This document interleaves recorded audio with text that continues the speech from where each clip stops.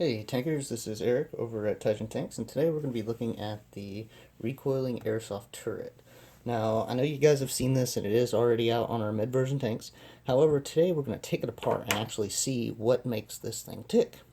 So first of all, what you guys might have noticed is a new power cord we have here. This is your normal power on-off switch, your normal battery connector, and then of course you've got your normal motherboard connector here. But we also have a piggyback off of it, and this will power the servo. And yes, I know you guys will say a servo requires 3 wires, but this is just power, and negative you guys will actually see here in a few minutes how that actually works. Now, on the bottom of the turret we have one added connector, and that is to connect to that piggyback. So you'll just connect it like that, and that'll be the extra connector. It definitely does look different from the other 2-pin connector that comes down here, the normal JSTXH, and our normal 3-pin that goes to the bottom of the upper hole. So 3 sets of wires now instead of 2, nothing too special. Now, this airsoft barrel is actually recoiling. So most of our airsoft units until now, when they shoot, you get the track or the recoil in the tracks. However, this one has the recoil in the barrel and uses a servo to do so.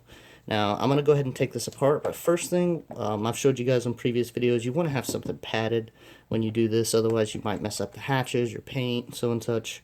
I have the ability, since this is a brand new one, to take off the cupola for this, and I'm also going to use a piece of painter's tape with a piece cut out for the hatch over here, and that should help on any kind of hinge or anything getting broken or scratched or anything like that.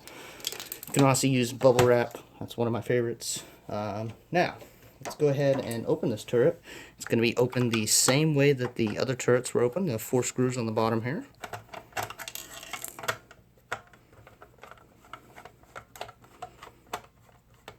And you guys want to make sure that you use a little magnetic screw keepers here.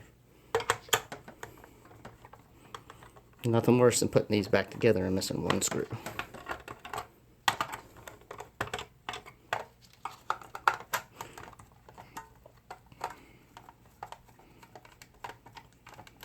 Alright, now this guy should just pop right on out. Now when it does, the airsoft unit is going to come a little loose. That is normal, guys. I will show you why. Now on the bottom of this, these 2 little tabs right here actually hold this airsoft unit in place right here on these tabs. I'll show you that a little closer. So as you guys can see, the airsoft unit usually sits down in like that, and those tabs would have held it in straight. So now let's go ahead and take this guy out right here. Now you can kind of see the airsoft unit. What you don't quite see is the servo on the top right here. So this is our normal airsoft unit. It's used in all of our tanks. This one is actually just a servo bolted onto the side of it. And you guys are asking, when can we get the units? When can we get the units? When can we get the units? I'm actually going to show you why you can't get just the units. It actually had to have a new barrel made for this. So inside right here, this is our magic juju. This is where we convert the signals from the recoil micro switch on the back to the servo input. Now on the side right here, you can see this 2-pin wire right here. It's kind of hard to see. This right here actually goes up, comes back around, and eventually comes from here. So those is where you get this wire right here is where you get the power for your servo. The signal wire, however, is this little black wire you see coming out the side right here, and it goes back down to the micro switch. So and then we do a little bit of juju in here. Now this right here is a regular servo connector, guys. So if you want to change out to your high-tech servo or whatever you want to use, or if you're using servo travel reducers or whatever you're doing right there, it is still possible to do through there. Now what we have next is going to be the airsoft unit and the barrel. This is where it gets a little tricky to show. So bear with me a little bit, guys. I'm going to do what I can on video here. So we do have 2 screws in the side of the airsoft unit, and this actually connects the mantlet and barrel to the airsoft unit. So we're going to go ahead and take these 2 out. Now before you yank on this, okay, remember that your servo horn is still connected here. So I mean, you can pull and you can see it's going to try to come out and pull your mantlet at the same time a little bit right here. So we're going to go ahead and unscrew the servo horn. Okay. Now, I like to always be a little gentle with my tiny servos, so I'm going to use a flat head and pop it up there. Now, we're just going to leave this servo horn on there just for reference. Now, you can actually pull the airsoft unit off right there, and normally your warning light right here is actually going to go ahead and be glued in. I went ahead and removed the glue earlier just so I wouldn't have to struggle with it as much as I am right now anyways. So let's just push that back out. Alright, so now we can move this aside and you guys can actually see the barrel and the mantlet. You can see it actually working right there. Now, if you guys look, you can see a slot is now cut into the mantlet. Let's see if I can get there. So it's in the top right there. You see that little slot? So that had to be cut in, otherwise the barrel actually wouldn't be able to slide. So next, let's go ahead and take apart the mantlet. And we're going to do that by using these two screws.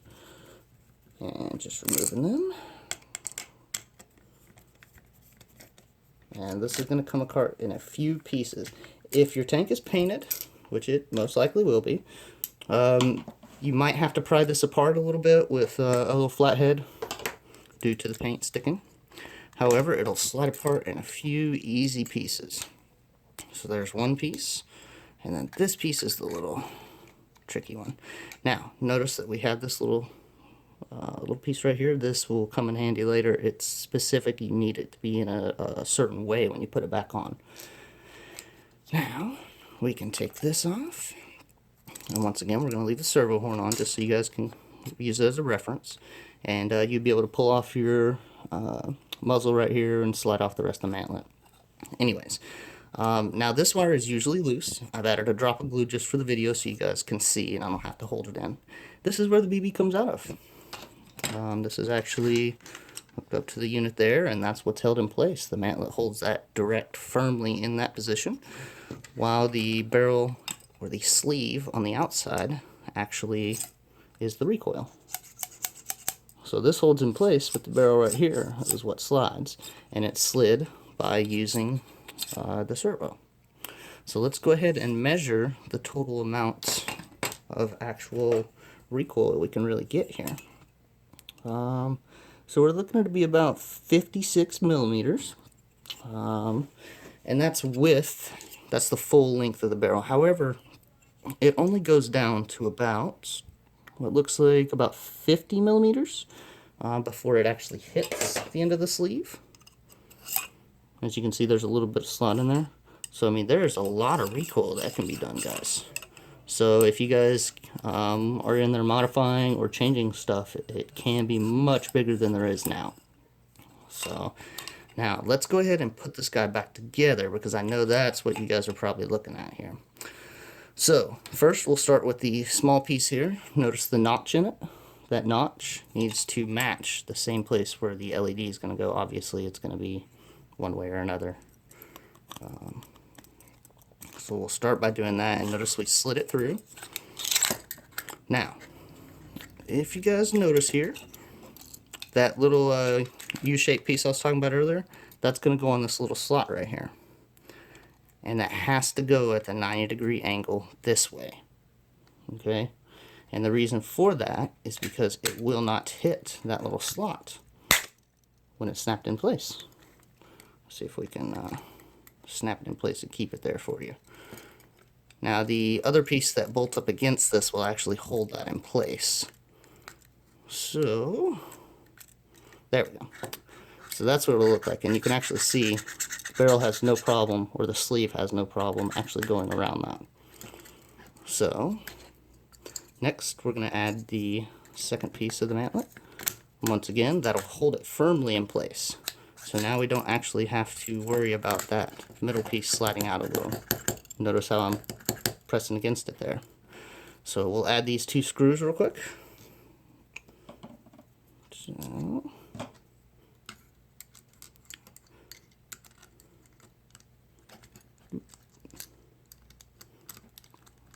too many monsters this morning. I'm a little jittery. Alright, so there's one. Oops.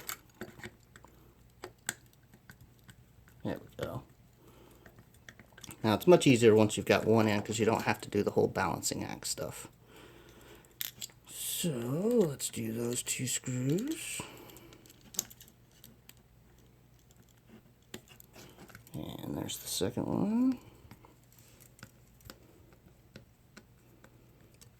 Alright, so now we have the magic here. You guys can test and make sure that your sleeve isn't working smooth. It should be very smooth right now.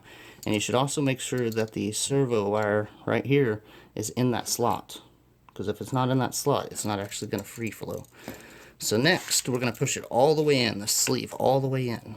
Okay, now what you need to do is make sure you've turned that servo all the way to the rear as well. Okay guys, so if you have to, pull the sleeve out just a little bit, put it on there, and we'll crank it back. I've already got mine cranked all the way back, so I'm going to push it all the way in, and push my servo down just a hair.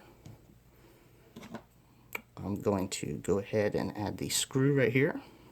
And what this will do by putting on the servo first before you actually do the airsoft unit to the mantlet is it'll actually put a little bit of pressure between these two. It is not much, and if you pull this, it will come out. But like I said, it's just a little bit, and every little bit helps when you have all these wires here, as you can see. So next, we're going to put these 2 screws back in.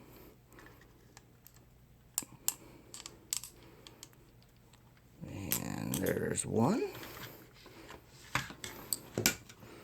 And let's do the second one here.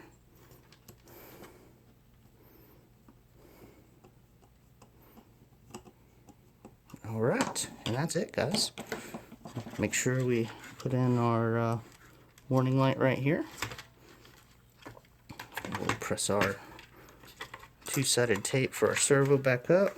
Make sure our spring lines up to the correct position on the top of the airsoft unit. We will put that in its slots there. Okay, and we'll go ahead and feed the wires up. If you guys notice, I did twist the wires beforehand just for that specific reason right there. Now you want to keep pressure on your airsoft unit when you hold it down. This will keep it from coming out of place. What we're trying to do is use one hand to slip this top back in place and hold it there for you if I can put it in place. There we go. Now, once it's in place, you can just add 1 or 2 screws, tighten them down, and you can let go. I like to do the front 2 screws first because these 2 screws are holding the airsoft down right there. Now, if you guys weren't using a piece of styrofoam or bubble wrap or something on the bottom of this turret, you might actually be pressing down a lot on here. So make sure that you guys do follow that recommendation, please.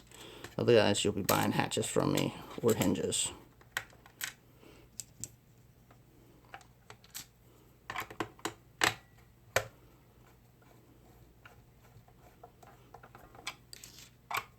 And the last screw right there.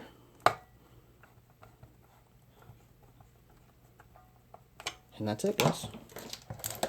We have now just disassembled and reassembled a Tiger 1 Airsoft Recoiling turret.